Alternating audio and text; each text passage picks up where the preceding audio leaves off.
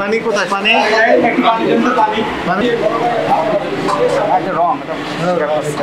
এই যে ভালো রঙের বৈশিষ্ট্য হচ্ছে এই রং উঠে যাবে, একটাও থাকবে না। আর যখন টেক্সটাইল কালার দেবেন তখন হাতে থাকবে।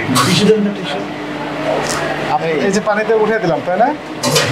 লেগে আছে না? যিনি এই রঙের খাবার খাবেন ওনার নাড়িতে ভিতরে স্টমাকে এগুলো আটকে থাকবে। এইটা যদি আপনাকে বলা হয় আপনাকে কয়েক হাজার টাকা দেবো, আপনি খাবেন? মনে করেন রং করলেন গ্রিলে, তাহলে গ্রিলটা একটু রঙিন হলো, তাহলে আকর্ষণীয় হয়। ব্রয়লার মুরগি যদি সাদা হয়ে থাকে, সাদা মুরগি কাস্টমার পছন্দ করে না, এই জন্য টেক্সটাইল কালার সেগুলো দিয়ে ওনারা লাল রং করে এগুলো বিক্রি করতেছেন গ্রিলে এবং কাচ্চি বিরিয়ানি দুটাতেই দিচ্ছেন। এগুলো খেলে বিভিন্ন রকম জটিল জটিল রোগ হতে যেত।